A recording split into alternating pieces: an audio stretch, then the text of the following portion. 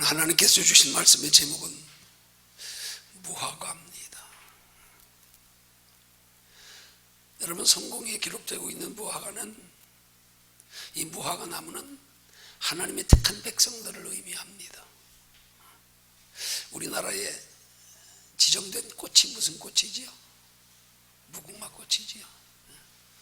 이스라엘에 지정된 꽃이라고 말할 수는 없지요. 지정된 나무, 무화과. 하나님께서 그 무화과 나무를 이스라엘 백성들을 상징하는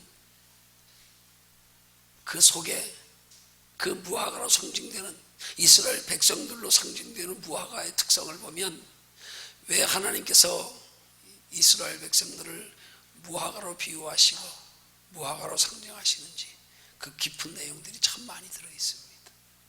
그래서 오늘 주신 말씀의 제목에 근거해서 과연 하나님의 택한 백성들을 무화과로 지칭하시고 이 무화과 속에 들어있는 하나님의 택한 백성들을 하신 그 깊은 경륜과 또 계획, 또 우리를 향하신 큰 축복들이 어떤 것들이 들어있는지를 함께 살펴보면서 은혜 나누기 원합니다.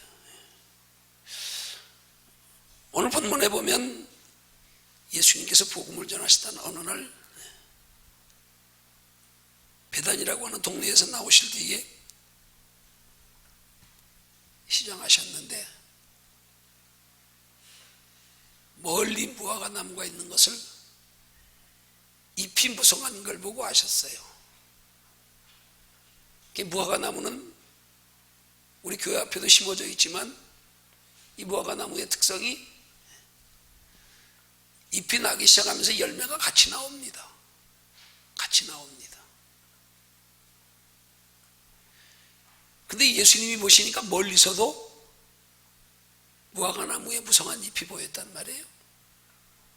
예수님은 그 무성한 무화과 나무 잎을 보시고 저렇게 잎이 무성한 걸 보니까 열매도 있겠구나 하고 기대하고 가셨는데 의외로 잎은 무성한데 열매가 없었던 거예요. 무화과는 잎과 열매가 같이 자라기 때문에 잎이 그 정도 무성하면 반드시 열매가 있어야 되는데 열매가 없었다는 사실이에요. 그럼 예수님이 도대체 그 무화과 나무는 무슨 나무가 무슨 이성이 있고 나무가 무슨 죄가 있길래 나무를 저주하셨을까? 여러분, 사실은 예수님이 나무를 저주하신 게 아니고요, 그런 상황, 그런 사건 속에서도 예수님은 그냥 시장하셔서 무화과 잎이 무성한데 나무가 없는 것 때문에 실망하신 게 아니라 그런 상황 속에서도 제자들을 교훈하시려고 예수님이 무화과 나무를 저주하시면서 하나님의 택한 백성들을 향하시는 하나님의 관심과 사랑을 그들에게 가르쳐 교훈하려고 나무 하나 저주하신 거예요. 여러분, 하나님 보실 때 우리 영혼이 그렇게 소중하기 때문에 영혼 없는 육체는 하나님 보실 때 이거 별거 아닙니다. 이건 그냥 잠깐 존재하다 없어지는 흙으로 돌아가는 것에 불과한 거예요. 흙에서 나왔다고 흙으로 돌아가는 생명 없는 것들은 이건 아무 의미가 없어요. 우리 종종 그런 표현할, 그런 말 할 때가 있어요. 하나님이 살아계시면 어떻게 그럴 수가 있느냐고요. 이북 사람들이 정말로 그 어려운 시기에 그냥 막 널 굶어 죽어가는, 어떻게 하나님이 살아계, 여러분, 하나님 앞에서 하나님의 생명이 우리 속에 없는 생명은 그건 생명이 아니에요. 한마디로 말하면 그건 뭐 짐승이나 다를 거 없어요. 그건 잠깐 생명 유지하다가 그냥 정해진 시간 되면 그냥 흙으로 돌아가는 것 뿐이에요. 하나님이 무화과 나무를 죄도 없는데 이유도 없이 왜 저주하시냐고. 무화과 나무 하나를 저주해서 뿌리채 마르게 하는 게 중요한 게 아니라 그걸 통하여 천하보다 귀한 영혼이 바른 믿음을 얻고 바른 것을 깨달을 수 있어서 하나님 앞에 빠른 믿음 안에 하나님이 계신 빠른 은혜와 축복 가운데 영원한 삶을 살기 위해서는 하나님이 나무 아니라 어떤 것이라도 하나님은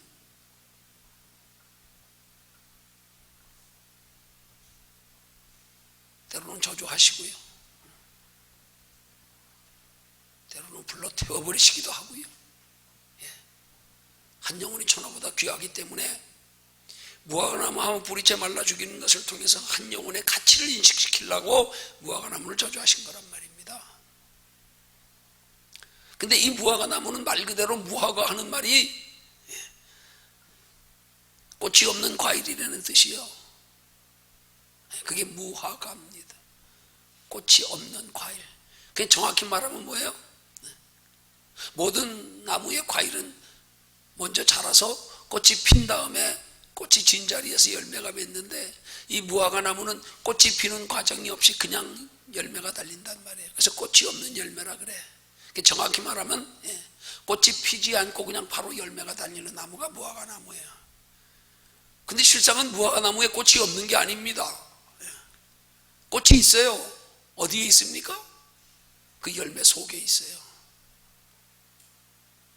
열매 속에 있는 꽃이, 이게 익을 때가 되면은요, 그 안에서 꽃이 피기 시작할 때 되면은요, 무화과는 갑자기 큽니다. 우리 여기 교회 앞에 달려서 우리 작년에도 너무 맛있게 따먹었다가 올해는 기대를 많이 했는데 비가 많이 와서 그런지 작년만큼 맛이 없었어. 그게 많이 실망했어. 작년에 정말 맛있었어요. 근데 올해는 어떻게 멋대가리 없이 그냥 크기만 잔뜩 크고요, 별로 당도가 없어. 왜? 비가 많이 와가지고. 근데 저 무화과 나무의 특징은 가만히 보면은요, 저게 어느 시기 돼가지고 갑자기 크기 전에는요, 한참 동안 안 커요. 그대로 있어요. 야, 이거 왜 그렇게 오래 걸리나 싶어. 그러다가요, 속에서 꽃이 피기 시작하면서 이 무화과 열매가 갑자기 크는 거예요. 며칠 상간에요. 그 며칠 상간을 자세히 보면 그게 속에서 꽃피는 시기예요. 이제 때가 돼서 꽃피는 시기예요. 그 속에 있는 작은 것들이, 꽃몽오리들이, 꽃들이 그 안에 피고 커지면서 무화과가 갑자기 커 있는 거예요. 그러니까 꽃과 함께 열매가 있는 게 무화과 나무예요. 예. 속에 꽃이 있단 말입니다. 속에. 하나님은 하나님의 택한 백성들을 무화과 나무에 비유하는데, 이 무화과 나무의 특징 가운데 그 무화과 나무 속에 꽃이 있다는 사실이요, 여기에 굉장히 깊은 영적인 교훈이 있는 거예요. 더하여서 이 무화과 나무가 이파리와 함께 열매가 달리며 자라는 것에서 굉장히 깊은 교훈이 있는 거예요. 여러분, 예수님께서 무화과 나무를 저주하신 것은 이스라엘 백성들의 그들의 외식적인 행위, 열매 없는 행위를 책망하시기 위한 거거든요. 근데 사실은 무화과의 잎이 무성한 건 그 잎은 행위를 의미하는 거예요. 근데 그 행위는 열매와 함께 행위가 나타나야 되는 거거든요. 그 무슨 말이냐 하면은, 이스라엘 백성들의 행위 자체는 그들이 아무리 경건하고 거룩해도 그 속에서 내면에 그렇게 잎이 무성할 만한 행위가 가능한, 우리 속에 변화 없이 그냥 행위만 나타나는 거, 한마디로 하나님의 생명이 우리 안에 심어져 있어서 그 생명으로 말미암아 나타나는 잎과 열매는 함께 자연적으로 나타나줘야 하는데, 우리가 인위적으로 우리 속에 생명 없이 그냥 잎만 자라는 건, 잎만 무성한 나무는 이건 하나님 앞에 인정받는 믿음의 행위가 아닌 거예요. 우리 신앙생활에서 종종 우리의 믿음을 행위에 기준하잖아요. 그러나 좀 더 성경적으로 정확히 우리가 살펴보면 믿음은 행위가 기준이 아니에요. 아니, 행위가 기준일 수 있어요. 그런데 문제는 그 행위도 단순하게 동일한 행위가 아니란 말입니다. 그 행위 속에, 그 행위가 우리 속에 있는 본래의 인간을 창조하실 때의 우리 생명의 본질은 하나님의 형상인 그 생명이 들어있어서 그 생명으로 말미암아 나타나는 행위냐, 아니면 우리 속에 하나님의 형상인 그 생명 없이 그냥 나타나는 행위냐, 인간의 의지로, 감정으로, 인품으로, 성격으로 나타나는 행위냐, 이게 다른 거란 말이에요. 그래서 우리 속에 하나님의 형상이 회복되어져 하나님의 형상의 생명 없이 그냥 인위적으로 우리의 행동으로 거룩하고 의롭고 착하고 선한 거요, 이건 하나님의 의로 선한 행위로 여기지 않습니다. 이스라엘 백성들은 마땅히 하나님의 택한 백성들이었기에 그들 속에 하나님의 함께 하심을 통하여 하나님의 생명에 근거한 행위가 나타나야 되는데, 그들이 하나님의 생명에 근거한 행위가 아닌 자기들의 의지로서 율법에 준한 행위였기 때문에, 그러면서 예수님이 육체로 이 땅에 오셨음에도 불구하고 예수 그리스도를 영접하지 않고 저들의 행위만 가지고 구원 얻으려고 하는 믿음의 행위를 책망하시려고, 교훈하시려고 무화과 나무로 상징적으로 저주하여 죽게 한 겁니다. 너희들 그런 행위 가지고는 구원 못 받는다, 그거 말씀하시려고요. 그 잎만 무성한 무화과 나무의 모습이 곧 당시의 이스라엘 백성들의 모습이었단 말입니다. 저 저들에게 잃어버린 생명을 회복하시려고 예수가 메시아로 이 땅에 약속된 역사 속에 오셨음에도 불구하고 그들은 그 예수 그리스도를 믿어 영접지 아니하고 저들이 하나님이 주신 율법만 지키면 구원받는 줄로 알고 율법만 지키는 것 가지고 구원으로 알고 예수 영접하지 않았단 말이에요. 그 율법만 지키는 행위 가지고 그들이 구원받을 수 없음을 하나님의 택한 백성을 상징하는 무화과 나무가 이파리와 열매가 동시에 달려야 되는데 열매는 없이 잎만 무성한 것처럼 예수가 이 땅에 메시아로 오셨음에도 불구하고 받아들이지 않고 저들의 육신적인 그 행위만 가지고 구원을 얻으려고 했던 저들의 모습을 예수님이 책망하시고자 열매 없는 무화과 나무를 저주하신 거란 말이에요. 행위는 있는데 그 행위의 근거가 되는 생명이 없다 이 말이에요. 생명이. 여러분 오늘 이 시대에 많은 그리스도인들이 신앙생활하면서 이런 우리의 행위의 기준을 똑바로 성경적인 행위의 기준을 우리가 구분하지 못해서 자꾸 우리 믿음을 그냥 우리 속에 하나님의 생명으로 말미암아 변화된 삶에 의해서 나타나는 행위인가 아니면 우리의 의로서 우리의 감정으로서 우리의 신념으로서 우리의 인격과 성품으로 나타나는 행위인가 이걸 구분 못하고 우리가 믿음의 기준 삼을 때가 얼마나 많은지 몰라요. 생명 없이 피는 꽃은 꽃이 아닙니다. 그 속에 생명이 있어야 되는 거예요. 생명 없이 겉으로의 행위만 가지고 그들이 구원 얻으려고 했기에 그래서 저주한 거란 말입니다. 오늘 우리 신앙생활에서도 마찬가지입니다. 우리는 자꾸 뭔가 우리의 신앙, 우리의 믿음을 하나님께 보이는 것을 자꾸 우리의 어떤 의지로서의 우리의 행위로 나타내 보이려고 하는데 아니요, 하나님은 그걸 원하시는 게 아니에요. 하나님이 우리 속에 우리와 함께 하시며 우리의 마음과 생각을 다스려 주장하셔서 우리 속에서 하나님이 주시는 마음과 생각을 통하여서 그 마음과 생각이 우리의 행실로 자연스럽게 아름답게 나타나기를 원하시지요. 속에 있는 생명 안에서 꽃이 피고 생명 안에서 열매가 달리고 생명 안에서 잎이 자라기를 원하시지요. 생명 없는 채로 우리의 행하는 모든 신앙의 경고로 행위는 아무런 의미가 없단 말입니다. 우리의 신앙생활에 가장 중요한 건 우리 안에 거하시는 하나님, 곧 하나님의 형상, 우리 안에 거하시는 부활하신 예수께서 계시는 성령, 이것 없는 건, 이것 없이 아무리 거룩하고 선하고 착해도 아무 의미가 없는 거예요. 우리 신앙의 기준을 똑바로 알고 살아야 된단 말입니다.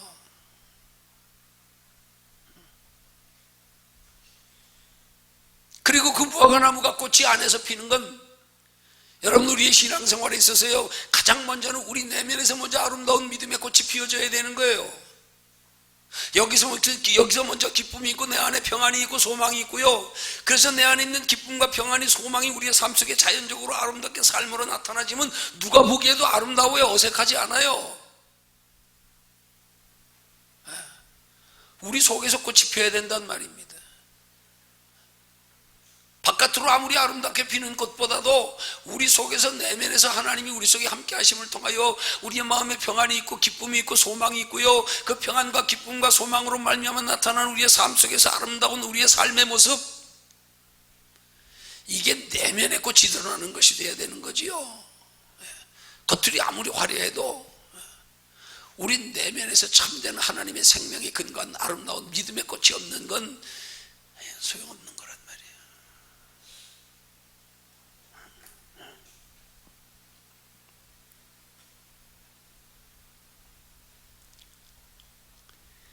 더해서 우리의 꽃은요 영원한 하나님이 나라에서 피워야 돼요. 여러분 우리의 인생의 꽃을 우리가 바라고 소망하는 모든 일들을 다 이루는 것들이라고 우리가 생각할 때, 그렇게 설명할 때, 비유로 표현할 때 우린 자꾸 예수 믿으면서도 자꾸 이 땅에서 자꾸 꽃을 피우고 싶어요. 이 땅에서 육체로 사는 동안에 사람들에게 인정받기를 원하고요, 칭찬 듣기를 원하고요, 이 땅에서 남들보다 나아지고 높아지기를 원하고요, 이 땅에서 행복하기를 원하고요, 이 땅에서 승리하며 성공하기를 원하고요, 이 땅에서만 소원을 이루려고 하고요. 전부 이 땅에서만. 여러분 예수 믿는 사람들은 궁극적으로 이 땅에서보다도 영원한 하나님의 나라에 우리의 바라고 소원하는 모든 것들이 궁극적인 하나님의 나라에서 이루어지는 걸 목적으로 살아야 되는 거예요. 이게 우선순위가 바뀌면 안 돼요.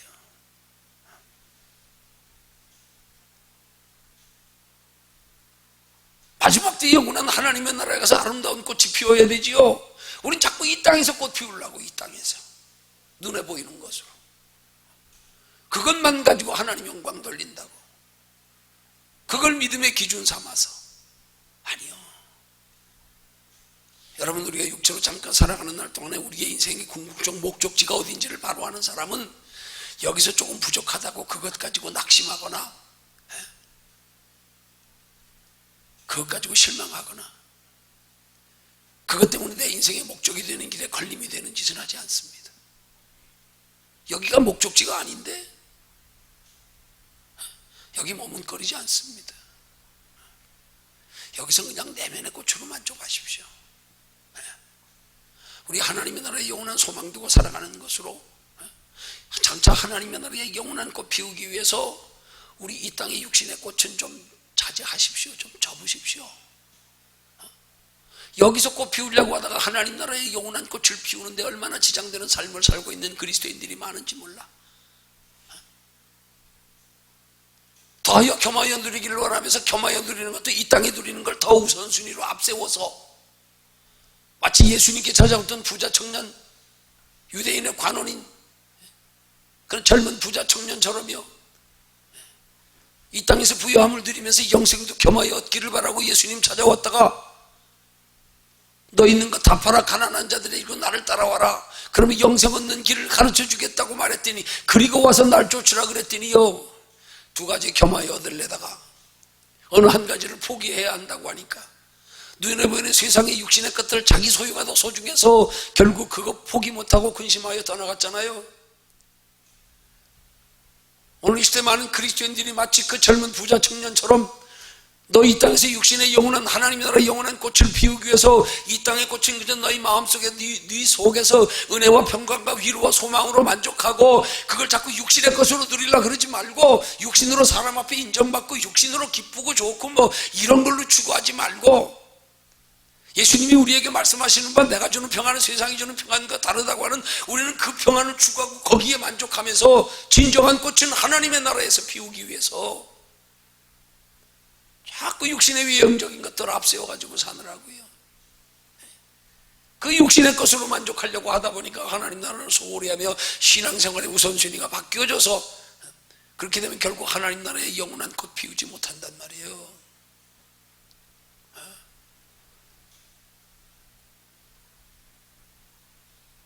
하나님은 우리에게 영원한 축복을 예비하고 계시는데, 우리가 이 땅에서 누려도 하나님의 나라의 영원한 축복을 누리는데 지장되는 축복은 누리지 말아야 돼요.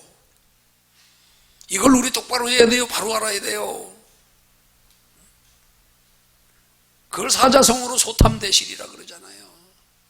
왜 작은 것 탐하다 큰 거 잃어버립니까?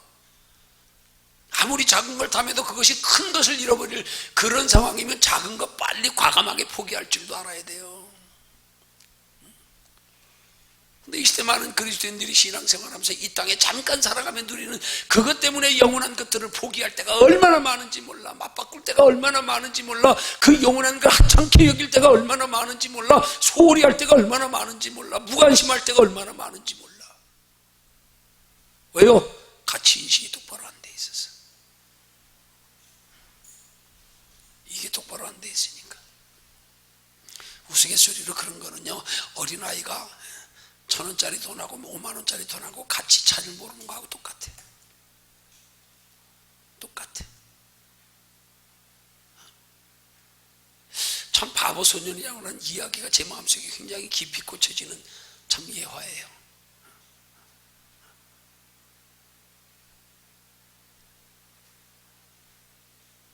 다시 한번 바보 소년 이야기를 한번 생각해 보면,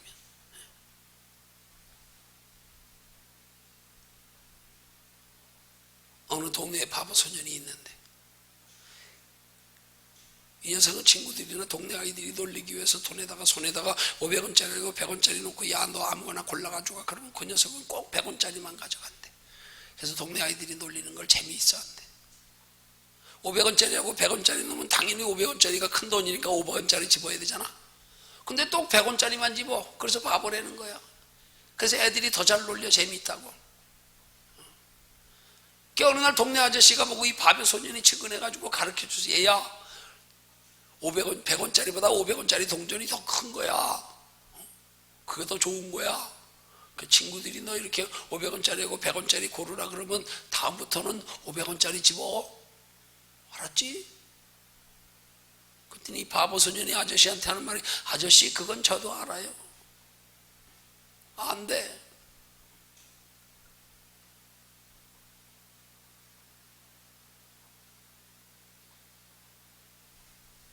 근데 제가 500원짜리 입으면 다음부터는 동네 아이들이 나 놀리지 않을 거잖아요. 말 듣고 보니까 맞잖아요. 저기 500원짜리 집 낸지 귀한 줄 알았네. 그럼 동네 아이들이 안 놀릴 거 아니야. 저거 바보 아니네 이제. 그 말 듣고 나니까 아저씨가 뻥 떠가지고, 그렇지, 맞네, 그렇네. 그 뒤에 하는 말이, 아저씨 그러면 이 다음부터 저는 수입이 없잖아요. 그 누가 바보예요? 얼마나 지혜로운 거예요. 내가 어리숙한 척하고 계속 500원짜리 100원짜리 중에 100원짜리만 골라 집어야 아이들은 계속 날 놀릴 거고, 그걸 우리 우스운 얘기를 비유로 말하면 그걸 장사하는데 박리다매라 그러는 거예요. 500원짜리 덮복 집으면 저놈 제정신이네 저거. 그 다음부터 안 놀릴 거 아니에요. 미친 척하고 그냥 100원짜리만 날마다 집으면 친구들이 심심하면 놀릴 거 아니야. 여러분, 우리 신앙생활이 그래야 되는 거예요. 사실 세상 사람들한테 어리숙하지 않지만 어리숙한 척 해야 되는 거예요. 우리 더 똑똑합니다. 왜? 영원한 다음 세상까지 하는 사람들인데요. 그럼 그렇게 똑똑한 만큼 우리가 지혜도 있어야 되는 거 아니에요? 그 영원한 하나님의 나라를 준비하며 살아가는 삶이 이 땅에서 세상 것 누릴 것 나도 남들과 똑같이 다 누리다 보면 저거 누리는데 지장이 있어. 그것까지 알아야 되는 거 아니에요? 그걸 몰라가지고 영원한 하나님의 나라에 더 영원한 게 있음을 알면서도 이거 겸하여 누리려고 그러다 저거 잃어버리고 뺏기는 건 모르고 앉았어요. 그러면 그게 바보지 누가 바보예요? 여기서 좀 손해보세요. 희생하세요. 좀 자제하세요. 좀 욕심도 좀 누르세요. 좀 참으세요. 남들이 어리숙하게 보이더라도요, 좀 때로는 손해도 좀 보세요. 무시도 좀 당하세요. 왜요? 하나님 나라 영원한 것으로 차지하기 위해서.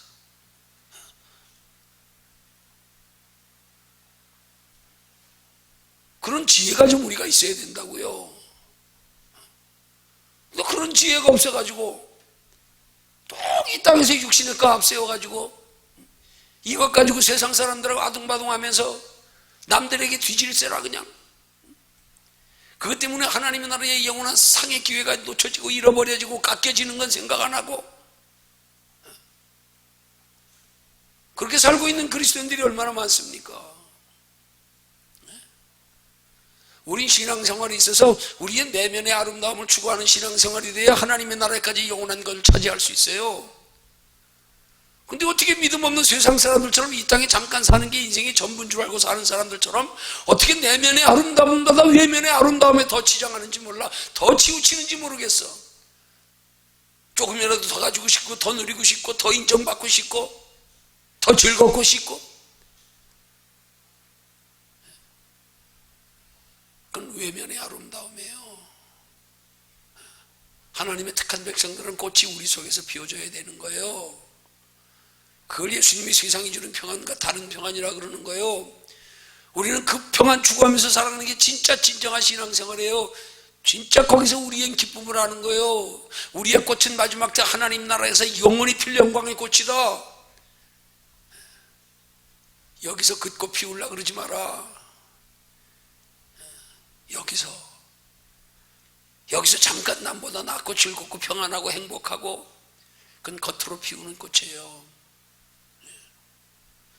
우리 속에 내면에 주님이 주시는 세상이 주는 평안과 다른 평안에 만족하면서 우리가 육체로 살아가는 날 동안에 우리의 삶의 시간, 건강, 물질을 가지고는 항상 먹든지 마시든지 무엇을 하든지 영원한 하나님의 나라를 바라보고 소망하며 준비하며 여러분 그렇게 산다고 해서요 우리가 결코 인생 힘들게 사는 거 아니에요. 그러면 더 풍성하게 살아요.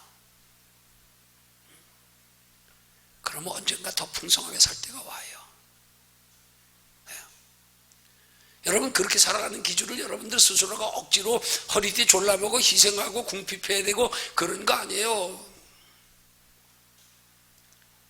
진짜 내 중심이 하나님 안에 바르게 돼서 내면의 꽃을 피우는 신앙생활이 되면 때로는 하나님이 육신적으로도 누리는 걸 통해서도 우리는 영혼에 유익되게도 하나님이 하시는 하나님이에요. 때로는 우리의 힘들고 어렵고 궁핍한 생활을 통하여 우리의 내면을 풍성하게 하시기도 하지만 그 하나님은 우리의 중심만 바로 돼 있으면 때로는 우리에게 외형적으로까지도 높이셔서 우리의 영혼을 더 풍성하게 하실 수 있어요. 누구처럼요? 아브라함처럼요.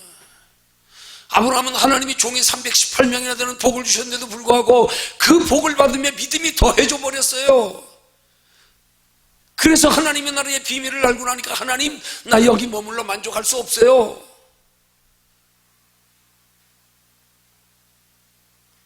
그래서 그 아들 이삭과 야곱에 더불어 3대에 걸쳐 장막 생활하면서 장래의 하나님 나라의 영원한 기업을 바라보고 살았다 그랬잖아요.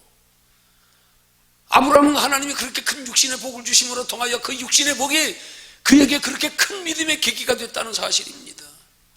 누가 그랬어요? 베드로가 그랬잖아요. 밤새 한 마리의 고기도 잡지 못한 곳에서 예수님 찾아오셔서 말씀 전하시고 베드로의 배를 들려 깊은 데 들어가서 금을 던져 많은 고기가 잡힐 때요, 베드로 깨닫고 나서요 그 앞에 영원한 하나님의 나라가 있음을 알고 영원한 생명과 영원한 축복이 있음을 알고 배와 금을 다 버려두고 쫓아갔잖아요. 우리 예수 믿는다고 육신적으로 날마다 희생하고 가난하고 궁핍하고 아닙니다. 진짜 우리 신앙의 중심 바로 돼보세요. 남이 알지 못하는 내면의 기쁨이 있어요. 내면의 기쁨이 이 육신의 걸 초월합니다. 더하여 때 되면 하나님이 육신적으로도 높여주시고 축복하실 때가 와요. 올 겁니다. 옵니다. 우리가 지금 그렇게 살지 않아서 그래요. 그렇게 살아보십시오. 반드시 와요. 와요. 예수 믿는다고 희생해야 되고 가난해야 되고 그거 아니에요. 잠언서 기자의 나홀이 하나님께 고백하기를 나로 부하게도 마옵시고 가난하게도 마옵시 한 말은 거꾸로 말하면 뭐예요? 하나님 필요하면 때로는 가난하게도 하시고요, 때로는 필요하면 부유하게도 해주세요, 그런 말인 거예요. 우리가 부유하고 가난함이 기준이 아니에요. 부유하든 가난하든 우리를 통하여서 하나님의 영광만 드러날 수 있다면 때로는 하나님의 영광 드러나기 위해서 하나님이 우리를 부유함을 누리게 하실 때도 있다고요. 믿음만 바로 내보십시오. 대부분 그리스도인들이 조금 부유해지면 나요 하고 마음을 안 좋아하니까 자꾸 우선순위가 바뀌어버리니까 그게 문제지요. 그게 문제지요. 그럴수록 믿음만 더해져 보십시오. 하나님이 우리를 부하게 하셔서 우리가 그 부함 때문에 점점점 믿음이 깊어지고 견고해지고 자라갈 수 있는 신앙만 된다 그러면 하나님이 기꺼이 복 주실 거예요 아마. 근데 많은 경우에 그리스도인들이 하나님이 육신적으로 조금 편하고 살만하고 복 좀 주면 이상하게 게을러지네, 자꾸 몸을 안주하려고 드는 경향이 있네. 하나님은 사랑하셔서 더 큰 거, 더 영원한 걸 주시기 원하시는데 조금만 줘보니까 야 더 줬다가 너 나중에 나도 모른다 그러겠구나. 안 되겠다. 안 되겠다. 사랑하기 때문에 안 주시는 거예요. 사랑하기 때문에 더 큰 거 주시려고. 사랑하지 않는 사람은 미운 자식 떡 하나 더 준다고 그래 먹고 떨어져라. 너 그렇게 살다 가라.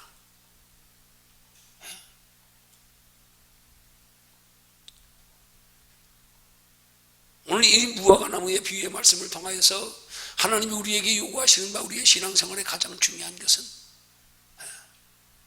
먼저 우리 속이 변화되라 이 말이에요. 우리 속이 변화된 것 속에서 그 변화된 삶으로 통하여 나타나는 행위들이 볼 때 아름다운 거예요. 마치 잎이 나면서 열매가 동시에 같이 나듯 열매와 함께 자라가야 되는 거예요. 잎도요. 잎만 무성하면 안 돼요. 우리 속에 생명 없는데 겉으로 행위만 아무리 경건하고 거룩하면 뭐예요?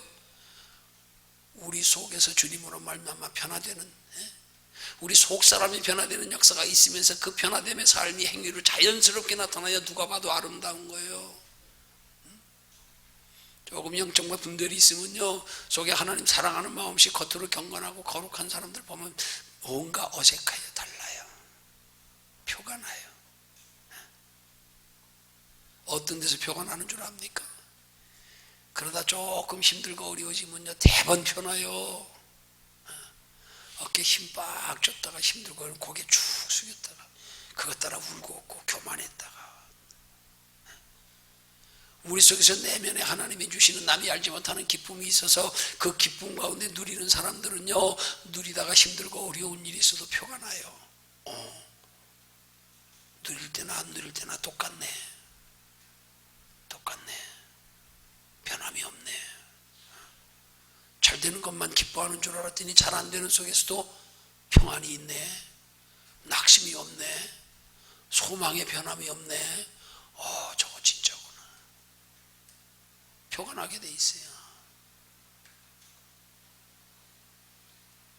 여러분의 삶을 돌아보면 한번 점검해 보십시오. 내 신앙은 어떤가? 환경 따라왔다가도 하십니까? 그럼 여러분은 아직 하나님보다도 세상을 더 사랑한다는 증거예요.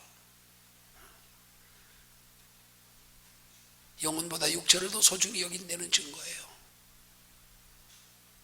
하나님 사랑해 보십시오. 육체보다 영혼 소중히 여겨 보십시오. 육신의 환경에 잘 되고 못하는 거에 신앙을 영향받지 않습니다. 거기서 표가 나는 거예요. 그러지 않는 사람들은 보면 대부분 표가 나. 환경 따라서 바뀌어. 감정 따라 수시로 바뀌어. 그럼 아직 중심이 똑바로 안 잡혀 있는 거예요. 이게 똑바로 잡혀야 하나님이 맘 놓고 복을 주실 수가 있어요.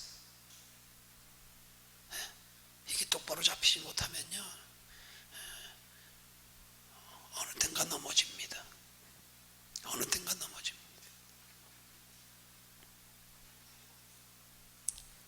우리가 하나님 앞에 택한 영적인 이스라엘 백성들입니다. 우리가 바로 무화과나무와 같은 겁니다. 잎과 열매가 같이 자라야 됩니다. 같이 자라야 됩니다. 꽃은 우리 속에서 피워야 합니다. 우리 인생의 마지막 아름다운 꽃은 영원한 하나님의 나라에서 피는 것이 목적이 되어야 합니다. 여기서 피우길 바라지 마십시오. 하나님 나라의 영원한 아름다운 꽃으로 피기 위해서, 이 땅에서 우리가 누릴 것은 우리 안에 예수님이 주시고자 하는 세상이 주는 평안과 다른 평안, 그 평안으로 꽃을 피우십시오. 이 속에 괜히 쓸데없이 자존심 싸움하고, 쓸데없이 남과 비교하고, 쓸데없이 어떤 사람은 나보다 조금만 잘하면 그걸 두고 못 봐. 아니 의외로 그런 사람들이 많더라고요. 신앙생활하다 보면 그런 사람들이 많어. 교회에서 열심히 해도 내가 제일 잘해야 돼. 나보다 더 잘하는 사람 생기면 그때부터 이성을 잃어. 참 희한해요. 그런 거 보면. 우리 경쟁 상대가 환경이나 사람이 되면 안 돼요. 우린 씨름해도 하나님과 씨름해야 되는 거예요. 야곱처럼요. 우린 눈에 보이는 이 땅의 것 가지고 만족하고, 이 땅의 것 가지고 성공하고, 이 땅의 것 가지고 남보다 나아지려고 하지 마십시오.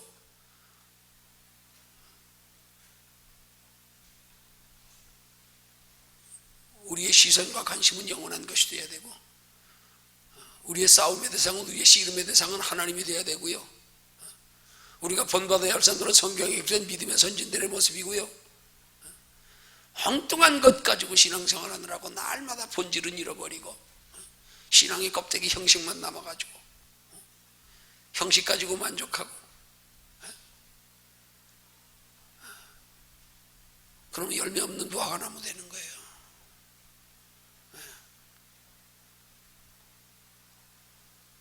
우리 속에서 먼저 변화가 일어나야 돼요. 변화 일어나는 만큼만 하십시오. 무리하지 마시고요. 무리하지 마시고. 억지로 사람 의식하고 체면으로 하지 마시고 내 속에서 하나님이 변화시켜 주시는 만큼, 하나님이 변화시켜 주시는 만큼에 근거하여 나타나는 행동이, 그게 하나님 앞에 인정받는, 상받는 행위입니다. 그걸 쌓아가야 되는 거예요. 그걸 날마다. 그래서 우리는 신앙생활에 있어서 날마다 우리 내면을 아름답게 가꾸는 것을 우리의 신앙생활의 관심과 목표로 삼고 살아야 된단 말이에요. 다른 데 관심 가지지 마세요. 우리 속에 하나님이 내 마음과 생각을 다스려 주장하시기를 구하고, 하나님 나라에 예비된 영원한 상의 가치인식이 갈수록 높아지기를, 깊어지기를 구하고, 그래서 우리 인생이 정말 어떻게 사는 게 아름답게 가치 있게 사는 것인지, 우리가 진정 우리 인생의 마지막으로 누려야 될, 궁극적으로 누려야 될 기쁨과 평안과 행복은 무엇인지 똑바로 알고요. 그걸 똑바로 알고 우리의 목적이 바르게 설정되면 이 땅에서 비록 때로 힘들고 어렵고 실패할 때 있어도요, 그것 자체에서도 우리에게 깊은 교훈이 있고요, 그 가운데서도 남이 알지 못하는 은혜와 위로와 평강이 있고요, 그런 경험을 많이 하는 사람들이 신앙이 깊어집니다. 깊어집니다. 내면이 깊어집니다. 그래서 다듬어 주시고 나서 하나님 복 주시고 나면 복 주셨다고 변질 안 됩니다. 잘 다듬어져서 이 땅에서뿐만이 아니라 영원한 하나님의 나라에서, 여러분 어떻게 보면요, 꽃이 열매입니다. 꽃이 열매예요. 우리는 꽃을 열매로 여겨야 되는 거예요. 꽃을, 내면의 꽃을 열매로 여겨야 되는 거예요. 내면의 꽃만 아름답게 피면 열매는 자동적으로 달리는 거예요. 내면의 꽃만. 이 꽃을 자꾸 외형적인 것 가지고 만족하며 이 꽃을 외형적으로 피우려고 하다 보니까 그 열매는 하나님 나라의 영원한 열매가 되지 못합니다.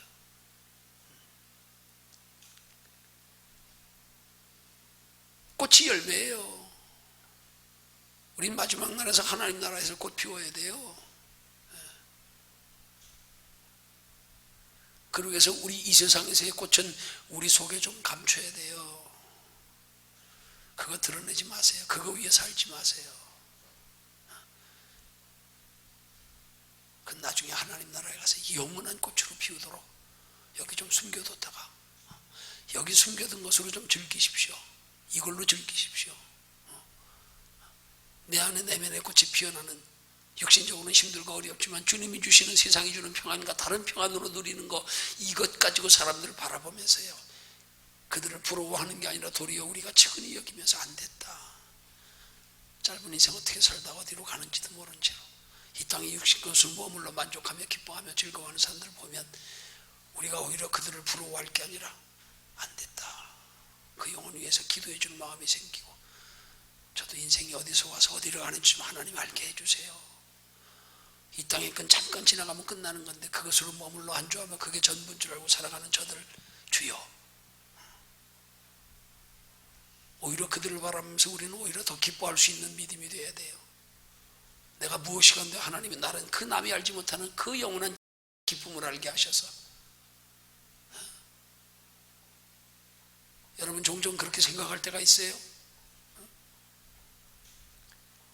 어떤 사람이 나를 괴롭힙니다. 힘들게 합니다. 근데 그 괴롭고 힘든 것 때문에 하나님을 내가 가까이 하며 믿음이 견고하며 깊어질 때가 있어요. 그런 가운데 돌아보며 생각하며 기도하며 깊이 생각해 보다 보면, 저 사람이 하나님께서 나를 단련하셔서 나를 하나님 보시기에 귀한 믿음의 사람 만들어서 나를 하나님 나라까지 영원히 복된 자 되게 하시려고 하나님은 나를 다듬기 위해서 붙여주신 사람이구나. 그럴 때 우리 속에 어떤 감정이 생기는 줄 아세요? 그 사람에게 상처받고 섭섭하고 미운 게 아니라 도리어 그 사람에게 미안한 마음이 생기기 시작해. 미안한 마음이 생기기 시작해. 나를 단련하시려고. 나를 단련하시려고. 저 사람에게 악한 마음을 품게 하거나 나를 괴롭히게 만들어 나를 잘되게 하시려고 저를 사용하는 결국 그 사람은 어떻게 되겠어요? 그걸 몽둥이라 그러는 거예요. 몽둥이 때리고 버리면 끝나. 나를 단련하게 해서 붙여주는 사람을 위해서 우리는 미안한 마음을 가지고 기도해 줄 수도 있어야 돼요. 나 단련하시려고. 그걸 주님은 한마디로 성경에 말씀하는 거예요. 원수를 사랑해라. 사랑이 됩니까?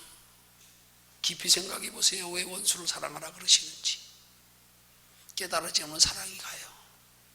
깨달아지면 사랑이 간다니까요. 그 사람 덕택에 내가 유익되잖아. 그 사람 때문에 내가 겸손하잖아. 그 사람 때문에 내가 하나님을 더욱더 소망 가지게 되잖아. 감사하지. 감사하지. 여러분 육신적으로 편안하고 잘 먹고 잘 살고 그냥 부유한 집에 금수저 물고 태어났으면 여기 앉아 있을까? 그런 환경이 감사하지요. 감사하지요. 마찬가지 원리란 말이에요.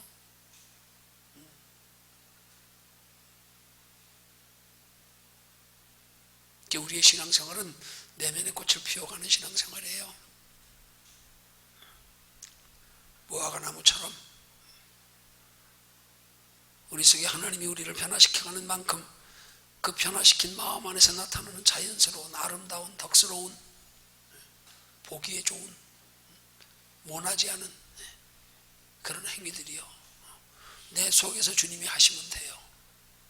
근데 내가 하면 왠지 어색해. 남의 옷 걸친 것 같은 모습. 뭔가 달라.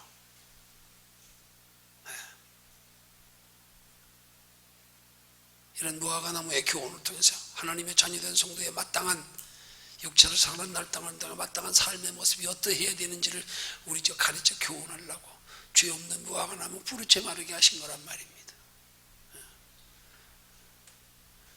하나님이 우리 영혼 잘 되기 위해서 뭐 나무 10그루, 100그루, 10,000그루 세상 지구상에 있는 나무 다 죽인들 어떻겠어? 어차피 그건 잠깐 지나면 없어지는 것들인데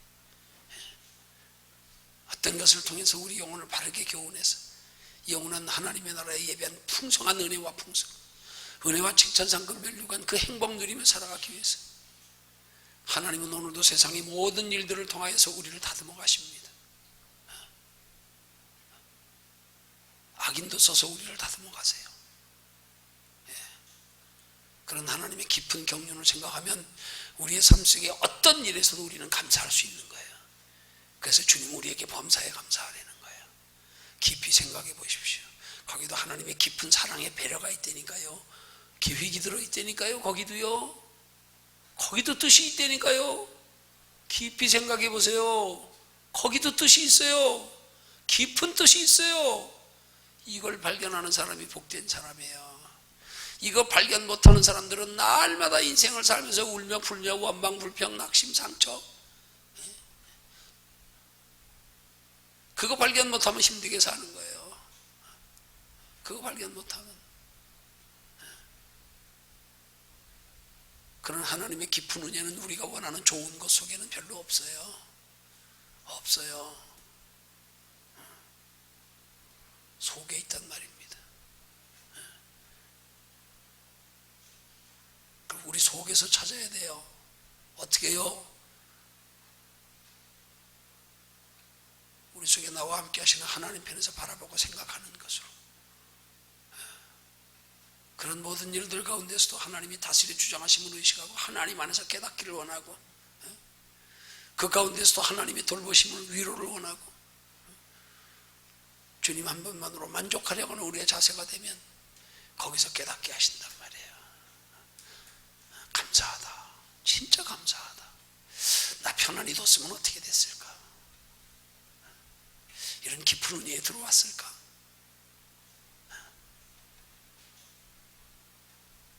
그래서 하나님이 쓰시는 사람들을 보면요, 결코 육신으로 편안하게 안일하게 그냥 자기가 원하는 거나 이루면 그렇게 살아가는 사람들은요, 절대 은혜의 깊이를 모릅니다. 모릅니다. 그 깊이 모르면 하나님 나라의 영원한 상 누릴 수 없어요. 누릴 수 없어요. 잘 깨달으셔서 이 무화과나무를 통하여 우리에게 주시는 교훈은 너도 이 무화과 나무와 같이 되어라. 그런 의미가 들어있는 거예요. 무화과 나무의 특성을 잘 알고요. 곁들여 한 가지 더, 무화과 나무의 특성은 1년에도 여러 번 과일이 여러 번 달린다는 사실이에요. 다른 과일들은 1년에 한 번이지만 무화과는 몇 번 달립니다. 몇 번 달립니다. 그 무화과 나무의 학자들의 그 무화과 나무의 특성을 1년에 5번까지 달린다 그럽니다. 그러면 그 열매는 어떤 열매겠어요? 이 땅에서 맺는 열매. 우리 안에서 무화과 나무에 있는 꽃처럼 우리 속에 날마다 매일매일 주님이 우리에게 주시는 평강 가운데 살아가는 삶이 우리가 추구하는 우리의 참 열매라는 사실, 그 열매를 우리는 시드 때도 없이 맺어가기 위해서 그 열매 맺게 하신 이는 예수 그리스도 십자가는 단번에 우리를 살리셨지만, 그러나 살리신 우리를 날마다 우리 안에 기쁨을 누리게 하는 건 우리 안에 함께 하시는 성령님으로 말미암아 우리가 하루하루 한날 한날 때마다 시마다 순간마다 성령님과 동행하는 신앙생활을 통해서 날마다 우리 안에 평강을 맛보고 살아가는 신앙생활이 돼야 될 거로 의미하는 영적인 깊은 의미도 들어있단 말입니다. 한 번으로 끝이 아니에요. 예수 믿었다고 다가 아니에요. 이 땅에서도 얼마든지 심령의 천국을 우리의 삶 속에서 수시로 성령님과 교제하며 누리며 살아가며 우리 믿음 자라가다 보면 결국 하나님 나라는 마지막 때에 크고 풍성한 영원한 꽃이 맺히게 된다는 사실. 그래서 우리의 신앙의 궁극적 목적은 항상 영원한 하나님의 나라에 두고 그 영원한 꽃이 열매라는 사실을 깨달으셨어요. 그 영원한 열매를 바라보고 사는 삶에서 이 땅에서 항상 하나님 중심으로 살아가는 삶에 주님이 수시로 우리의 마음속에 위로와 평안을 주시는 것으로 내면의 꽃 피움의 아름다움을 맛보고 느끼며 살아갈 수 있는 저와 여러분들 되시기를 주님의 이름으로 축원합니다.